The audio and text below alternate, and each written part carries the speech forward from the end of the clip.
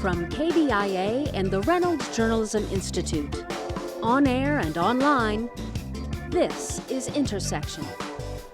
Hello and welcome to Intersection, where people and ideas meet online and on KBIA. I'm Ryan Famuliner. The primary election is tomorrow, and there are 5 state constitutional amendments on the ballot. Among these are the controversial Right to Farm Amendment and the Transportation Tax Amendment. There are also some primaries on the ballot that could help Republicans gain back a veto-proof majority in the Missouri House. And here locally, there are also some interesting races and issues. And today on Intersection, we'll be discussing what you'll be seeing on the ballot tomorrow and talk about what you need to know before you go to vote. In studio today, Rudy Keller is a state government and politics reporter with the Columbia Tribune. Rudy? Hello, Ryan. How are you doing today? I'm good, thanks.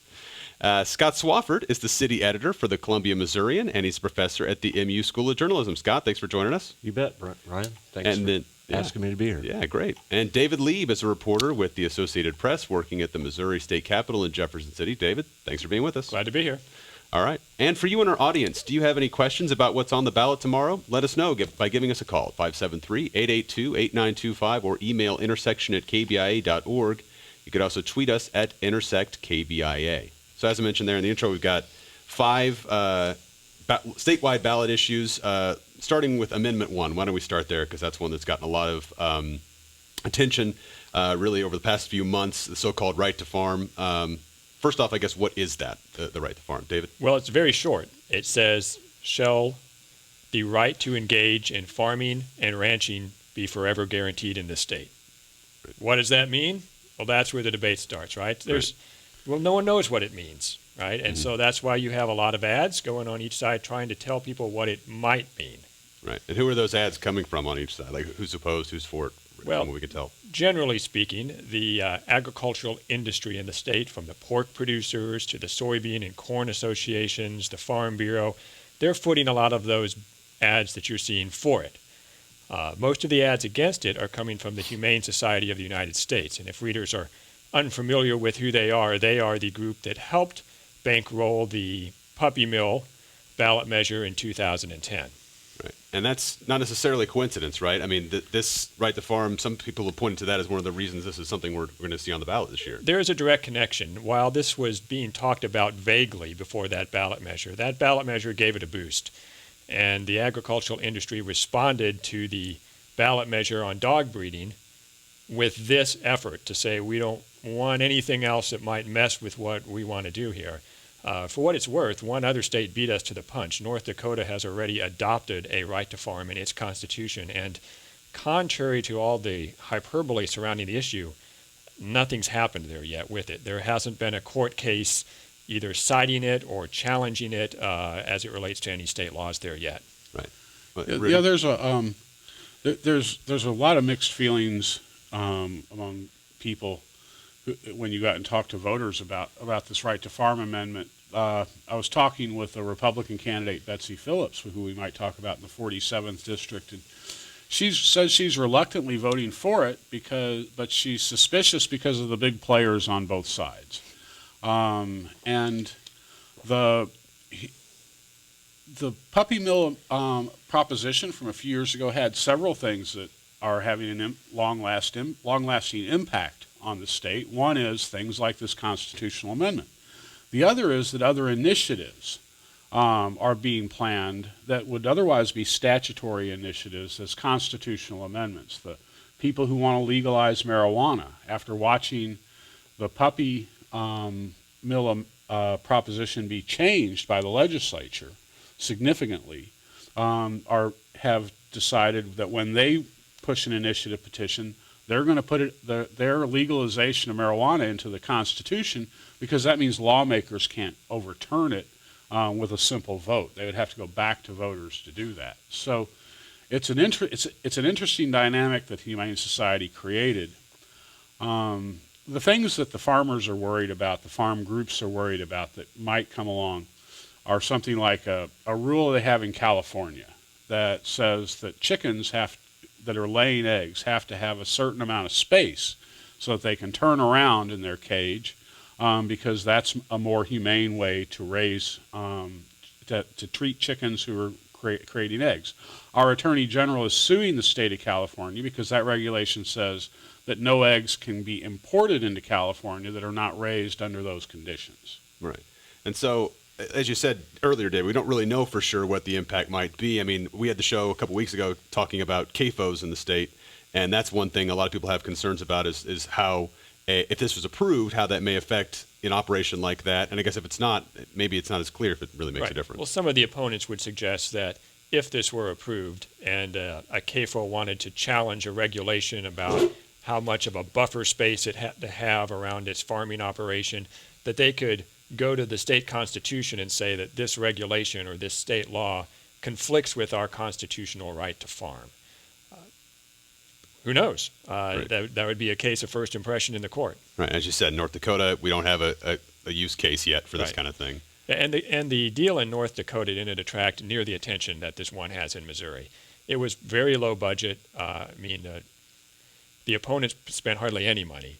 And so it was just an under-the-radar thing. And so Missouri really stands as the first test sort of nationally about, does this pass? And if so, what does it mean? Mm-hmm. Does it look likely, from what we can tell, that other states will be interested or are watching this? Well, it's been proposed in other states. It came close to passing and getting on the ballot in Oklahoma this past year. Indiana has passed something similar to it. It's not in the Constitution. It's just a statutory law. But, yeah, I think if it passes in Missouri, and depending on how it's carried out, other Midwestern agriculture states may pursue it. And conversely, I know that the Humane Society of the United States was considering whether or not to put any significant money into this campaign until they were wondering about the polling, whether it would be a successful effort to oppose it.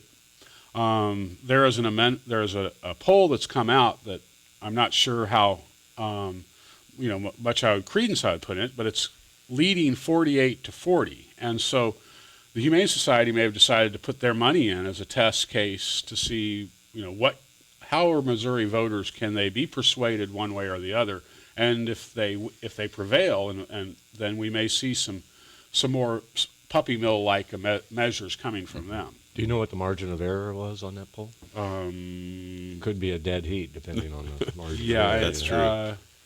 It says about 3%, so it was 48-40 in the poll. So. Yeah, sure. Well, and I guess it's tough on these primary ballot issues, right? Because there's not a whole lot of polling that happens on. Yeah, these are ballot amendments, Amendment 1 and then Amendment 7, which is the 3/4 cent sales tax for transportation purposes, seem to be the things that will drive voters to the polls statewide.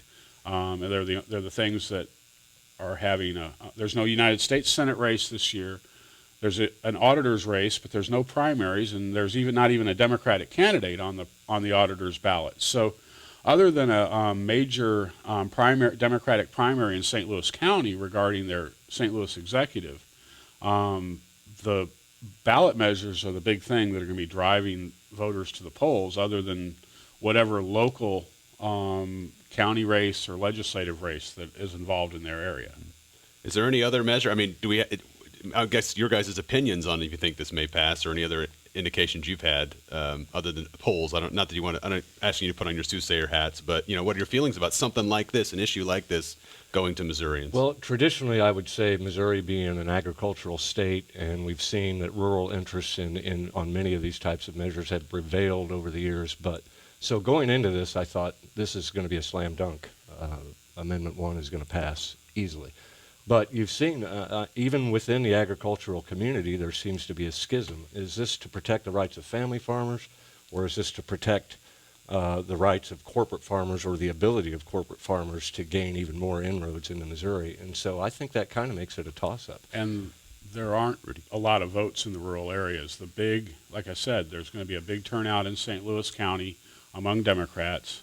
One of the opponents of Amendment 1 pointed out there are 200,000 Humane Society of the United States members in the state of Missouri. So in a low turnout, low interest election, it's very difficult to say how this is going to turn out. I need to take a moment to remind our listeners this is Intersection, a program of KBIA and the Reynolds Journalism Institute. I'm Ryan Famuliner. The primary election is tomorrow, and there are 5 state constitutional amendments on the ballot, in addition to the regular races for nominations and other local issues. Today on Intersection, we're discussing with journalists what you'll be seeing on the ballot tomorrow and talking about what you need to know before you vote.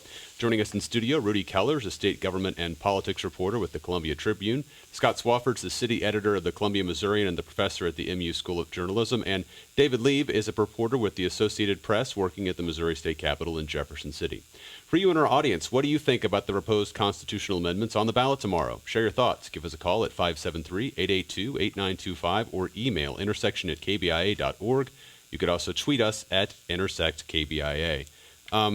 Rudy, you were talking about the fact that, these can sometimes these ballot issues can drive out voters. Why did the governor, from what we can tell, why did the governor decide to put these amendments on this ballot instead of the November ballot? And that might be a big question, maybe. But. Well, governors have a lot of leeway when these constitutional amendments are proposed. They go on the November ballot of an even-numbered year unless the governor selects an earlier election. And most of these were passed in this last legislative session, so that left August primary or November. I think that Governor Nixon put, for example, the right to farm. He put the Amendment 5, which deals with gun rights and the scrutiny that courts give to gun regulations. I think he put those on the ballot because those are measures that will tend to draw out a more conservative electorate. Democrats have fewer than 1/3 of the legislative seats, and their party is making a significant effort, Attorney General Koster and Senator Claire McCaskill, to win back some of those seats that they've lost over the last 30 years. So if you can keep the conservative voters, the things that drive them to the polls in August instead of November, you might have a chance in a few of the legislative races that you otherwise might lose.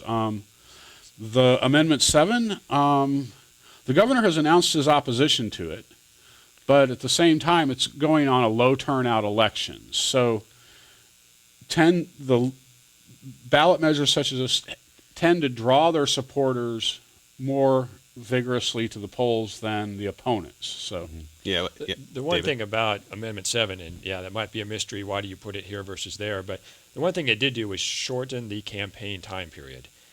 When he put it on August, the Department of Transportation didn't have a project list yet, and they weren't going to have a project list until the fall. So they had to scramble to pull one together before the August primaries, and it really gave less time for the supporters to put together their campaign. Now, of course, they've still managed to pour in more than $4 million, and we're seeing their ads. But it did just sort of shorten the time period they had to get organized for it. Yeah, and this is probably a good time to start talking about Amendment 7. It's a 3/4 cent sales tax, for those in our audience that don't know. 3/4 cent sales tax that would fund transportation projects for the next 10 years, or starting in 2015, is that right? Correct. And so, I guess maybe a little bit more about that. It's going to generate hundreds of millions of dollars each year and go toward, as you were talking about, that established a project list both statewide and these local projects as well, right? So the cost estimate is $5.4 billion over 10 years, I should say, up to about $6 billion. There's a little flexibility in who thinks it's going to raise how much. The Transportation Department has put together a project list of over 800 items. The most recognizable one to people would probably be the widening of Interstate 70 to 3 lanes all the way across Missouri between Kansas City and St. Louis. But there's something in almost every neck of the woods. And it's not just for roads and bridges. There's something for, bus routes between Columbia and Jeff City, for example, and sidewalks on city streets. You name it, there's something in there for almost everyone. Yeah, and they made sure at the Department of Transportation, at the Highway Commission meeting, that there was. They talked over the list at one meeting and realized that there was a public transit project for 113 counties in the city of St. Louis. Well, there are 114 counties in Missouri, plus the city of St. Louis. Ray County was left off, but by the time that meeting was over, they'd come up with money for a public transit project in Ray County. So they were able to announce that they had a transit project in every county in the state. But this has also generated a lot of buzz, a lot of controversy, especially a lot of opposition to it. What are some of the reasons for that? Well, Scott? it's the classic debate over whether sales tax is regressive, whether it's a fair way to raise money for things like this, where you also have the choice of whether to rely on user fees, such as higher fuel taxes or toll roads, which have never gone anywhere in Missouri. So the opponents have said, well, gee whiz, the legislature just passed a huge tax cut that really benefited higher income people and businesses much more than it did lower income people.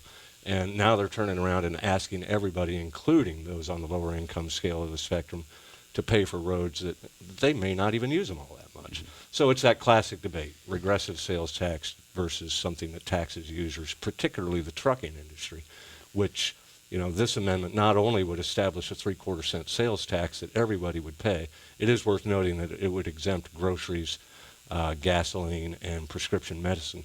But it also prohibits the state from raising fuel taxes or from establishing toll roads during the 10 years that it would be in effect. It's just that classic debate. So once again, we're deciding, is sales tax a fair way to raise money for something like this? Well, it would mark a historical shift in how Missouri funds its roads. Missouri's been raising revenues for roads for about 90 years, and the fuel tax has been around that long. And most all of the money we've gotten for our roads has come from taxes on drivers. I mean, you pay fuel taxes, you pay vehicle licensing fees, you pay vehicle sales tax, and that is given to the roads. But there's not ever been a general revenue tax, and this sales tax is a tax on almost everything that you buy. And the argument for that is simply that times are changing and everyone benefits from a transportation system, even if you don't drive on it, right? That the goods you buy at the store came from a truck over the road. And really, it's the most stable way to raise money because fuel tax revenues have been flat or declining as people drive less, as cars get more fuel efficient. I need to take a moment to remind our audience this is Intersection, a program of KBIA and the Reynolds Journalism Institute. I'm Ryan Famuliner. The primary election is tomorrow, and there are 5 state constitutional amendments on the ballot, in addition to the regular races for and nominations and other local issues. Today on Intersection, we're discussing with journalists what you'll be seeing on the ballot tomorrow and talking about what you need to know before you vote. Joining us in studio, Rudy Kellers, a state government and politics reporter with the Columbia Tribune, Scott Swafford's the city editor of the Columbia Missourian and a professor at the MU School of Journalism, and David Lieb is a reporter with the Associated Press working at the Missouri State Capitol in Jefferson City. We'd also love to hear from you in our audience. What issues or races would you like to hear more about? Give us a call at 573-882-8925 or email intersection@kbia.org. You could also tweet us at IntersectKBIA. We'd like to remind you can watch Intersection as streaming video online during our live conversations every Monday afternoon at 2 at kbia.org. You can watch that video and join our online chat by going to kbia.org and scrolling down to the link for Intersection. Again, that's Mondays at 2 online at kbia.org. And we actually do have a caller right now, Marty from Columbia. Marty, are you there? Yes, I am. Oh, great. Thanks for calling today. Okay. I've got 3 real quick comments concerning 3 different issues. But the one that, the U.S. Constitution's only had 27 amendments in all these years, and the Missouri Constitution's had over 100 amendments. Why are these being put into this form as amendments to our Constitution? Because it locks things in. I think the gentleman just said that if we go with this sales tax for the fuel, for the roads and everything, we won't be able to come up with we won't be able to use any other means of raising money for 10 years because it's a Constitution amendment. Why would we want to do that? Why can't we just make it one of our many sales tax laws that we have for X many years or something? The other comment I had was that with the farming issue, the Humane Society, the U.S. Humane Society, that's not the people that take care of the little animals here and do all the rescues. The Humane Society has one of its major goals is to really get rid of all animal agriculture. They should be all vegans and under that circumstance, but I'm just wondering, how much of this is working towards phasing out animal agriculture. 2 points: the Constitution, why we're doing amendments, and the point about the Humane Society's big push in these out-of-state things. Okay, Marty. Thanks. Yeah, we'll talk those through. Thanks for calling today. You're welcome. Bye. Let's start with she mentioned why we're doing the transportation tax instead of just doing it legislatively. That's actually a legal thing. The Missouri Constitution is a lot more extensive in its reach and descriptions of what the powers and duties of and restrictions on state government are than the U.S. Constitution is to the United States government. We've actually had 4 constitutions in Missouri's history. The most recent was written in 1945. We have 2 sales taxes that are in the Constitution right now. One is for the Department of Conservation, and one is for state parks and soils. If they had written a law that said, while this sales tax is in effect, no one can raise fuel taxes, well, it would have done no good, because the next year the legislature could have repealed the portion that says you can't raise fuel taxes while this is in effect, and then proposed a fuel tax. There are a lot of people who think we're cluttering up our Constitution with things. The opponents of Amendment 1 say that there is a statutory right to farm that's already in place. It says that if you move in next to a farm, you've got to put up with the dust that escapes at harvest time and the smells that are created by the cows who are in the corral. But Missouri's Constitution is much more lengthier, detailed, and probably overloaded with these kinds of things, but it gives the supporters of any particular issue an added protection from an opposition legislature. Just to amplify what Rudy's saying, that's not unusual to Missouri's not unusual. Many state constitutions are broader, bigger, I should say, than the federal Constitution. And that's sort of a system of our government. The federal Constitution is supposed to be a broad framework. The other powers it doesn't have are supposed to be reserved to the states, and then the states spell those out in greater details in their constitutions, and it trickles down. Mm-hmm. Well, and Amendment 7, for example, actually couldn't just be a legislative action, right? I mean, the legislature can't just raise taxes like that. Well, the legislature can't raise a tax of that amount on its own. It would have to refer it to the ballot, but it could have referred it to the ballot as a mere statutory change. It didn't have to do it as a constitutional amendment. And it could have done a modest tax increase, say 1/10 of a cent on sales tax, and not have gone to voters. A couple of pennies on the fuel tax, but that's about as far as the powers go. For the other caller's other point, the Humane Society of the United States, they have some people who are their supporters and who are their officials who have expressed a great deal of animosity to the way animal agriculture is done in the United States. However, I think that the vast majority of Americans are meat eaters. As Homer Simpson said, if we didn't want to eat pigs, God would not have put all 3 of the tastiest meats on the same animal. And so I think that the fear that the Humane Society of the United States will somehow prevail upon us all to become vegans is quite a bit in the future, if ever. Right. We had a comment kind of echoing off of what you were talking about, Scott, when we talked about opposition to the transportation tax. Donna M. said, construction maintenance of roads and bridges should not be funded through a general sales tax, even if food's not included. Regressive sales taxes hurt the already disenfranchised. She says the fuel tax should be increased instead. And so, yeah, efforts for that haven't happened or have been successful in recent years. Yeah, the opponents have been sounding that alarm throughout this whole campaign. The more fair way to do this would be to focus on the users, and they primarily call attention to the trucking industry, which would pay nothing extra other than if truckers buy a meal or a candy bar on their way through the state. So I think the caller's thoughts resonate with a lot of folks out there. I do think it's worth noting for the listeners what Boone County projects are on this list should the thing pass, or if that plays in their decision about how to vote on it. There's $20 million to take another crack at reconfiguring the intersection of I-70 and US 63. which anybody who drives through there on a regular basis might think that needs attention. Whether this is the way to pay for it is another matter. $17.2 million to extend Stadium Boulevard from that nub out by what is now the Domain up toward and connecting to Route WW.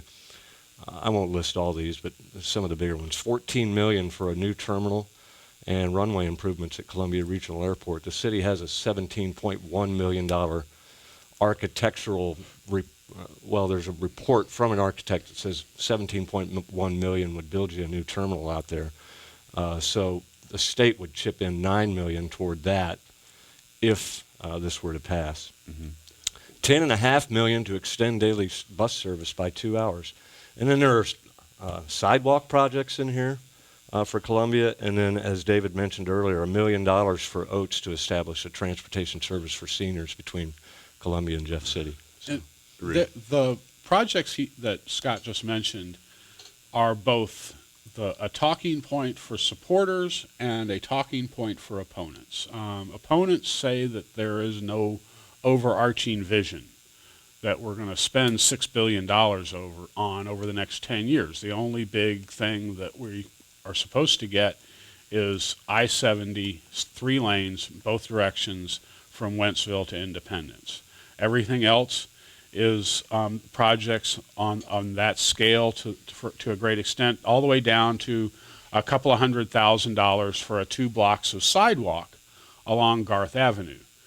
The opponents say, well, that means that there's no overarching vision in this. The supporters say, well, look how we got this project list. We went to every community around the state. We went to every local planning agency, the regional planning commissions, the metropolitan planning councils, and we said, what's important to you? And so instead of the Highway Commission saying, we want $6 billion and here's what we're going to give you, which they tried in 1992 and found out that they didn't have enough money for what they promised, they're asking all the local agencies to say, what's important to your community?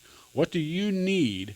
And then they made the regional planning commissions get together, and all of the communities sat in a room, and they came up with a project list that fit the money that was available for their area. Do we have any idea whether we think this will pass? Well, I don't make predictions. Sure. But tax increases in general typically have a hard time in Missouri. Mm-hmm. The last time there was a transportation tax on the ballot, and it was a mixture of fuel and sales taxes, was 2002, I believe. It lost overwhelmingly, was defeated very solidly. Of course, that was only a decade or so removed from the 1992 plan that Rudy mentioned, where they promised more than they could deliver, and that was fresh on people's minds. I think the argument the transportation folks are making this time is that they've done a better job of delivering on what they promised in the past decade or so. It should be noted, the main reason they're pursuing the sales tax, I think, is the quantity of money it can generate. The size of the Department of Transportation's road and bridge budget has declined from about $1.3 billion a year down to a projected $325 million a year in 2017. And they say if they don't get more money, they're just not going to be able to do more stuff, right? And they're not only they're going to not be able to repair roads, they can't do new projects. And so to generate as much money as they think is necessary from a fuel tax would have to be pretty large. We're going to take a quick break. This is Intersection, a program of KBIA and the Reynolds Journalism Institute. Today we're talking about the primary election tomorrow. Rudy Keller, Scott Swafford, and David Lieber in the studio with us. I'm Ryan Famulner. We'll be right back after this short break.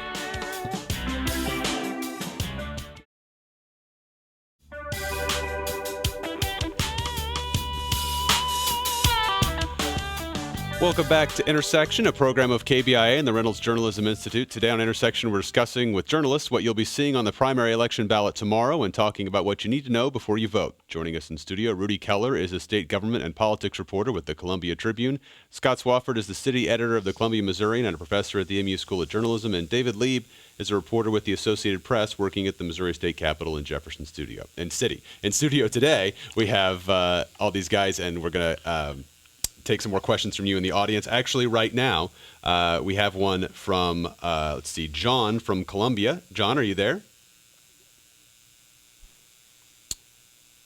John, are you there? Yes. Do you hear me? Okay. Yes, there you are. Yes, thanks for calling today.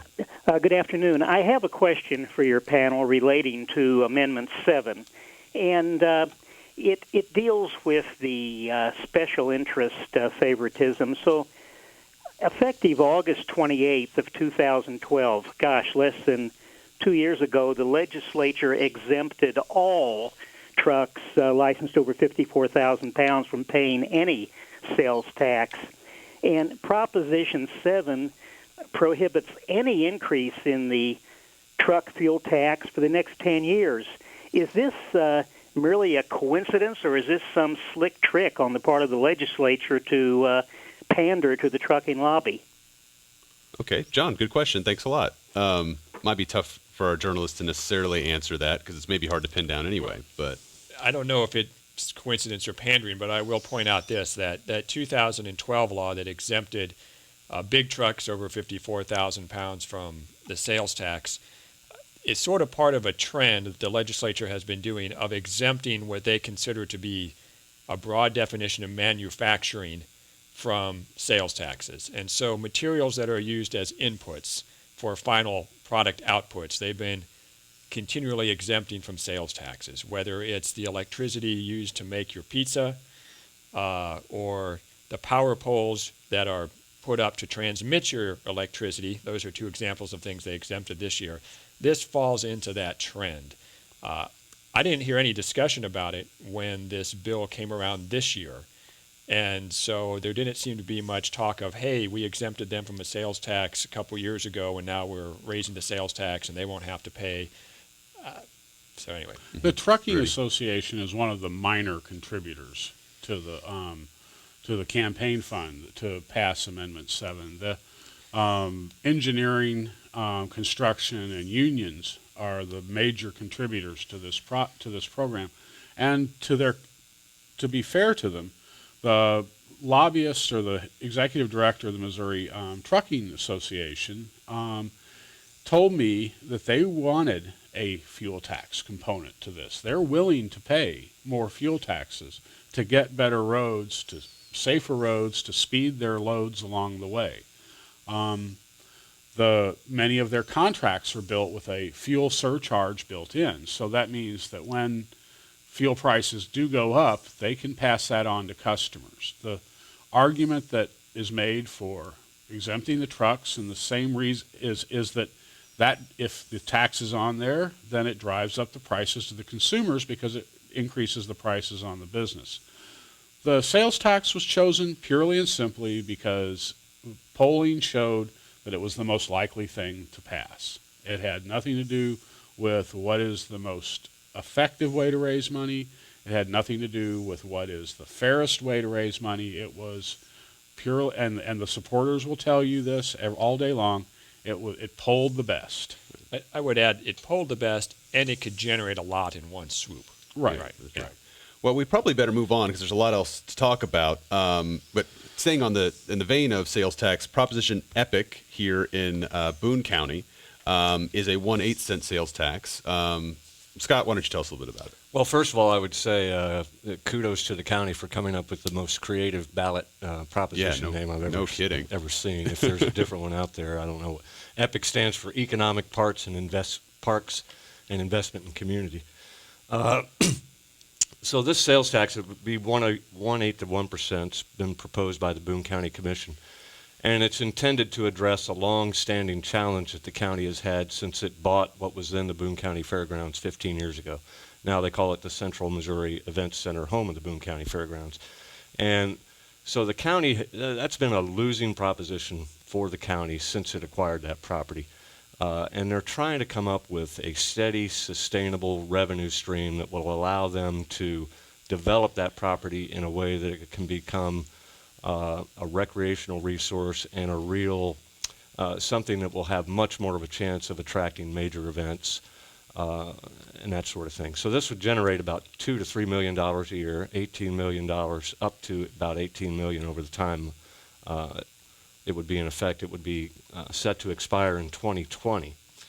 An interesting component of this is that the county commission has said it would create a grant fund and contribute as much as $500,000 a year to that fund so that small towns like Roachport, Harrisburg, Hartsburg, on Hallsville, Ashland could tap into that money to do parks projects in their own towns. And we know that some of these smaller towns probably have a lot of trouble coming up with money to do those sorts of things. So again, it's intended to address a long-standing problem with the management and development of that property. But opponents have said, wait a minute, you're being awfully vague about exactly how you would spend that money. Now, there is a master plan that's been on file with county government for many years. Former Commissioner Skip Elkin helped put that together. It's my understanding that while that might serve as a baseline guide, they intend to come up with a new master plan for the fairground with public input and decide how they're going to spend that money. But there's also this this idea that we're also going to be able to spend some of this money on economic development projects, and the county commission has cited the roads that led to the new Battle High School as an example of an economic development project that this might be able to fund. So the opponents are saying that's a little mishy-mushy. You need to be a lot more specific about how you would spend that money.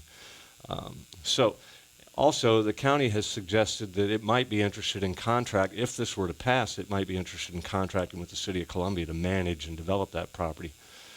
That might be a sticky wicket, though, because the city is unhappy with this tax because it has two of its own parks sales taxes, and it's really worried that this is going to push people over the limit in terms of sales tax in support of parks and what happens when we try to renew our own parks tax here in the fairly near future. Sure. Yeah, and while we talked about how it's tough to get a tax passed at the state level, local level, sometimes you have more success. Yeah, sometimes you have more success, but the deal that has kind of been made for a long time in Missouri was that the schools would have property taxes, the local governments would have sales taxes, and the state would have income taxes. The state has a sales tax, 3% for general revenue, and another percent for schools, and a couple of small ones, parks and conservation, like I mentioned. But that rate, 4.225%, has been unchanged since the parks tax was approved in the 1980s. Local option sales taxes are what make your sales tax in Columbia, the base rate, just a hair under 8%. Local districts like the Community Improvement District that is down here in downtown Columbia, or the Transportation Development Districts, of which there are 13 around Columbia, add 0.5% to another percent on top of that. So once Epic is passed, which is being sold as, well, it's only a quarter on $200 worth of purchases. Well, that quarter adds to the other dimes and nickels that are collected in sales tax, to the point where now the top sales tax rate in Columbia, if both of these measures pass, will just be a hair under 10%, which is a fairly, and so whether that's a threshold level, and I talked about this deal that was kind of the unwritten deal. Well, Columbia is now thinking, and I think they're going to put a property tax increase on the November ballot, which is kind of encroaching on the schools' territory for taxation. Right? So the city is seeing that the sales tax has gotten to the point where it's an untenable issue for them to keep asking for something more if they want it. Now they're going to the property tax, and soon the schools may find that they can't get their bond issues passed if the property taxes get too high. So, right. Well, we probably need to move on to some of, because there's a lot of things on the ballot tomorrow we haven't gotten to yet. Maybe we'll run through some of those amendments very quickly that we hadn't talked about yet. Amendment 5, let's start with that one, the right to bear arms, what that is, and that's another one that it's not necessarily clear what it would do, right? Well, of course, we're all familiar with the fact that we have the right to keep and bear arms already under the U.S. Constitution and under the Missouri Constitution. So what this amendment would do would enhance that right, you might say.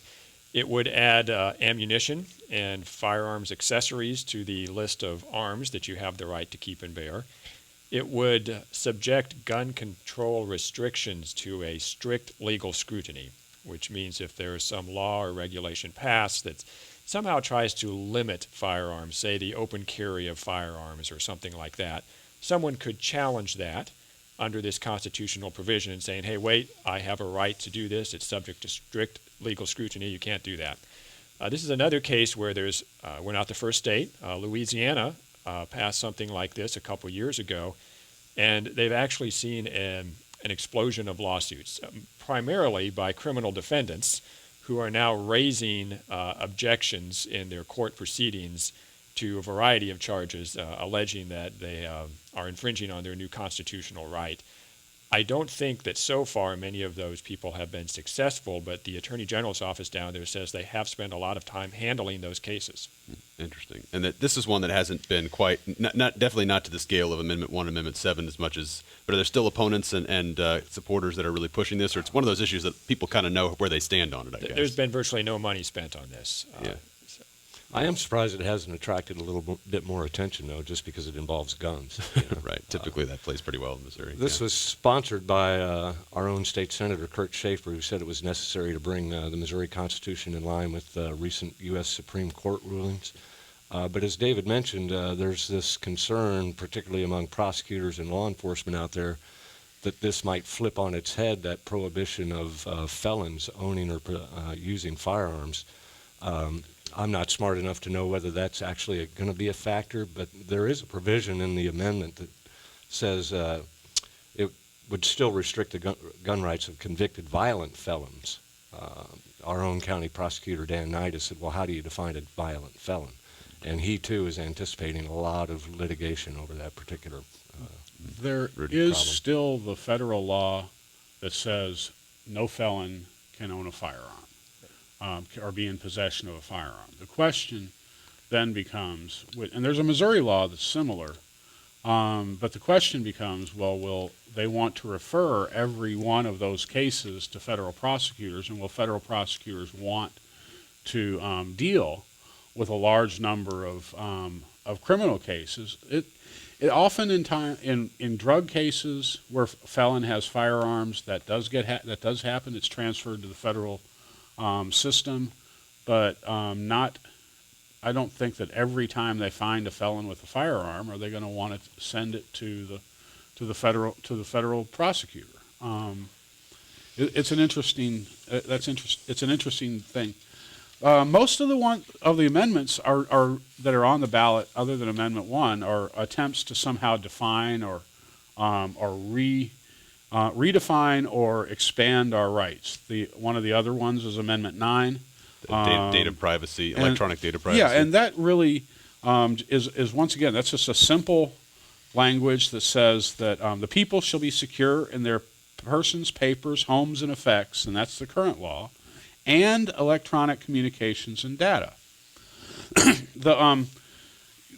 This was an interesting addition to the law, an expansion of the law, until the United States Supreme Court recently said that, yes, the Fourth Amendment right against unreasonable search and seizure extends to your cell phone and to your other electronic communication, much like it would to a letter that you received in your mailbox that is not supposed to be opened by a law enforcement agent without a search warrant.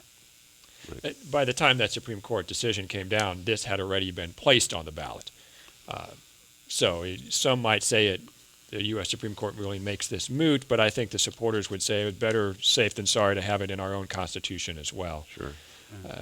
Then there's Amendment 8. I would say Amendment 8 is one that seems a little bit more obscure, right? It's this veterans lottery ticket. If you're not familiar with the issue, it might seem kind of strange if you're walking into the ballot box to see this one. Well, right now when you buy a lottery ticket, all of those revenues that aren't used for prizes or for administration go to education, either elementary, secondary, or higher education. This would change that by creating a new lottery game, the proceeds of which would go to veterans' nursing homes and cemeteries. So the argument on either side of this was we need to do something to help these veterans' nursing homes. We're having more people come in there. There's a big waiting list. They need a dedicated funding stream, and this has been done in a few other states, so they went for it. There's some thought amongst the education community that you won't necessarily drive new people to buy lottery tickets, but it's the same people, and therefore they'll split some of their money between education and veterans tickets, and there might be a little less money going to schools. And some people, though, would like to see a more steady flow of funds for veterans as well, right? That's another thing. Right. It used to be $29 million in general revenue that was used for this, but the legislature cut it. Right. But right now, the money that is collected from casinos for the admissions goes to this fund after the administration of the State Gaming Commission. However, admissions to casinos are down as well. The most recent figures I saw, for example, at Isla Capri at Boonville was down about 10% in total admissions in the past year. So, and that's a continuing trend. That's nothing that is brand new, and it's nothing that happened immediately after the recession that we're rebounding from. It's been just a continuous, steady drop-off in the number of people going to casinos in Missouri. So what you see is a commonality of a lot of groups trying to find a dedicated funding stream. You know, the nursing homes for the veterans thought they had one until casino revenue started going down. In this sense, they're looking for another dedicated revenue stream, just like transportation is looking for a dedicated revenue stream, or just like the Boone County Fairgrounds thing is looking for its own dedicated revenue stream. When you don't have a dedicated source of money, you're open to the whims of budget cuts, and that's why everyone's trying to fortify themselves. Hey, to remind our audience, this is Intersection, a program of KBIA and the Reynolds Journalism Institute. I'm Ryan Famuliner. The primary election is tomorrow, and there are 5 state constitutional amendments on the ballot, in addition to the regular races for nominations and other local issues. Today on Intersection, we're discussing with journalists what you'll be seeing on the ballot tomorrow and talking about what you need to know before you vote. Joining us in studio, Rudy Keller is a state government and politics reporter with the Columbia Tribune. Scott Swafford is the city editor of the Columbia Missourian and a professor at the MU School of Journalism. And David Lieb is a reporter with the Associated Press working at the Missouri State Capitol in Jefferson City. For you and our audience, what questions do you have for our panelists today? Give us a call at 573-882-8925 or email intersection@kbia.org. You could also tweet us at intersectkbia. There was one question from email that I wanted to bring in real quick. It related back to Amendment 7 we were talking about earlier. They're wondering if the sales tax revenue would also add to the trigger of the tax cut that the legislature just passed. I don't know if we know the answer to that or not, but the tax cut that was passed it has a trigger. There has to be like, what, $150 million increase each year? The answer would be no, because it's 2 different revenue streams. The income tax cut trigger is dependent on a rise in state general revenues. This would not flow into state general revenues. It would be a dedicated source of money straight to the transportation department. So 2 separate pools of money. Okay. It's a very good question. Yeah, that was a good question. You know what? We've talked a lot, and we haven't. The fact is, this is a primary election. We haven't talked about any of the primaries yet. We probably should do that with about 10 minutes left in the show. First, maybe let's start locally. Is there anything interesting locally in primary races? Well, we have a couple of pretty interesting primaries going on at the county level. We have 5 people who are running to replace long-standing Associate Circuit Judge Larry Bryson in the 5th District of the 13th Judicial Circuit. We have 3 Democrats and 2 Republicans. The Democrats are Rob Fleming, Finley Gibbs, and Kim Shaw. All these folks have pretty impressive credentials. They have long legal backgrounds. Kim Shaw ran against Judge Bryson last time he was up for re-election and actually made it a pretty close race. I don't know if we have time for me to give boilerplate descriptions of their resumes or not, but all of them have long-standing legal experience. Mr. Fleming is an assistant prosecutor up in the 14th Judicial Circuit in Moberly. He's formerly been a public defender. He's worked for the Missouri State Tax Commission. He is campaigning on the fact that he has experience as both a prosecutor and a defense attorney, and says that makes him unique among the candidates. Mr. Gibbs is a partner at the Rotz and Gibbs law firm. He's been there since 1997. He's worked on criminal cases, family law cases, traffic matters, personal injury, that sort of thing. And then Kim Shaw also, she's an assistant public defender now and was also served in that role in Cape Girardeau. She did some time in private practice before she came back to the public defender system. And again, she challenged Judge Bryson 4 years ago and came pretty close to unseating him. And then on the Republican ticket, you have Michael Whitlow. He's an attorney at the firm of Ford, Parshall, and Baker. used to be an assistant attorney general. He's been in private practice, focusing on criminal and family law since '91. Then you have Doug Scholl, who has his own private practice here in Columbia. He has not been campaigning very actively, so it looks like Mr. Whitlow has the edge in the Republican side of that race. Another race we have for the 47th district, we have a Republican primary to run against Democrat incumbent John Wright. Yeah, you have Betsy Phillips and Chuck Basie out there. I might defer to Rudy. I think Rudy, you've covered because he's covered that quite a bit more than I have. It's an interesting race. You have Chuck Basie is retired after 30 years with the Federal Aviation Administration, an air traffic controller. Worked at the Flight Service Center out at Columbia Regional Airport for many of those years. Excuse me. Betsy Phillips is 76, and she's got an experience that you would think that after a lifetime of what she's done, she might be more interested in resting and playing with her grandchildren. She's volunteered with Christian groups in Africa to build summer camps for youth. She volunteered as a English teacher in China. She's got a degree as a chemist. Her husband was an engineer. And both of them are running very grassroots campaigns. They're not spending thousands of dollars trying to convince all the voters in the region that they're the best candidate. They've got about 2,200 voters they're targeting in northwest Boone County, including the City of Columbia, Cooper County, Howard County, and Randolph County. And they're going to take on an incumbent who won a narrow victory, but who has John Wright has substantial personal wealth, has worked hard to make himself known in his district, and is viewed by Democrats statewide as a potential attractive candidate for them.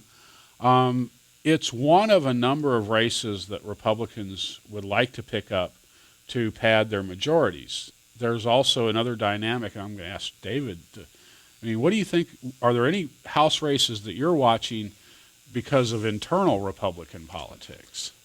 Well, let me just give you the overview first about the primaries. So there are fewer than 50 primaries that are contested going on tomorrow for state legislative seats.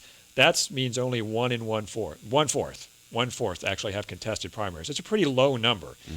And there are some primaries in various parts of the states where you have Republican incumbents being challenged in primaries. Some of those are cases where the Republican incumbent voted not to override the governor's veto of a tax cut last year, and so their primary challenger is being funded by groups that wanted that veto override to occur. Pretty substantially funded. Substantially funded. Money that has come from Missouri Club for Growth, perhaps through Rex Sinkfield, contributes to that group. Another thing that's important to note about tomorrow that really has a more immediate effect there are 3 special elections. None are here in the Boone County area. One's over in St. Louis County, but the 2 to watch are Republican ones down near Rolla, just a little east of Rolla, and then down in southeast Missouri in Stoddard County, I think it is. If Republicans just win one of those 3, and they're expected to win 2, they regain a 2/3 majority in the House. Those people are likely to be sworn in by September 10th when the veto session occurs, and that means Republicans have new powers to override the governor's vetoes. It takes a 2/3 vote. They'll have 2/3 of their own members, meaning they won't have to rely on Democrats if they can all stick together to override vetoes. And so, from my perspective, that's a more immediate thing to watch about what goes on tomorrow than some of the primaries themselves. And I think our signal barely stretches to Rolla, so those people may have a chance to vote on that. But regardless, as you're saying, it could make a difference because there are a lot of vetoes that will be brought up that could be overridden. The governor vetoed 32 bills that they'll be considering in September, plus about 136 or so line item budget vetoes. So there's a lot on the agenda. Right. Another primary race we hadn't talked about yet here quickly, with a few minutes left.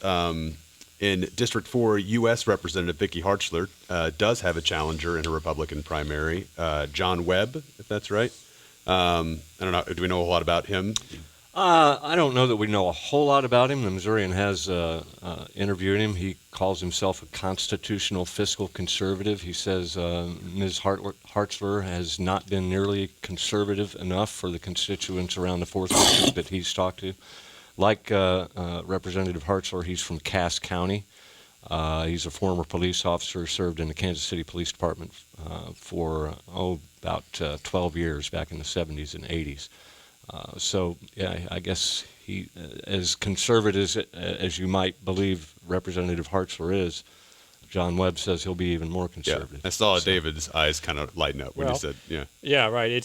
That's usually what you see in primaries, right? If you're a Republican, you want to run to the right. If you're a Democrat, you want to run to the left. And so even if someone has a reputation of being conservative, you're likely to get a challenge from someone who thinks they can be more conservative. Right. Well, and that's kind of interesting given the fact that now Boone County is part of that district, right? Because that's not necessarily going to play too well in Boone County. Yeah, the only county Vicki Hartzler lost in the 2012 campaign was Boone.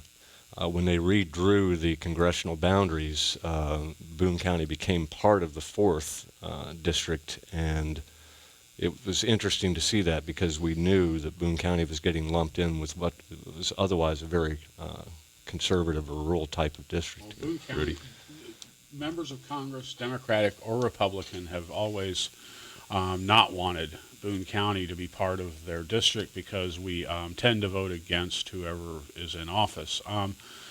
In the 1970s, we were connected to a district that ran all the way to the Arkansas border. In the 1980s and 90s, we were connected to a district that ran all the way into northeast Missouri to the Mississippi River and the Iowa line. Now we're connected with a district that runs along the Missouri River, southward through the Lake of the Ozarks region, all the way to the Kansas border. So there's not enough population here to make a district that's centered on Boone County, and we vote differently than most of the rest of rural Missouri, that whoever represents us probably would rather not represent us. Well, we also need to mention that there's a Libertarian primary in the 4th Congressional District between Herschel Young, who also ran 2 years ago, and Randy Lancraire. At the Missourian, we haven't had any luck reaching Mr. Lancraire. He lives in Warrensburg. He owns and operates some small businesses over there. He's a bookkeeper. He's chosen not to engage with us. But Herschel Young is from Harrisonville. Again, he ran 2 years ago. He's a Cass County native, veteran of the U.S. Army, and he says he wants to reduce the tax burden on U.S. citizens. So good luck with that. Well, we'll have to end it there. That's all the time we have for today's Intersection. Thanks to our guest, Rudy Keller, the state government and politics reporter with the Columbia Tribune, Scott Swafford, the city editor of the Columbia Missourian and a professor at the MU School of Journalism, and David Lieb, a reporter with the Associated Press working at the Missouri State Capitol in Jefferson City.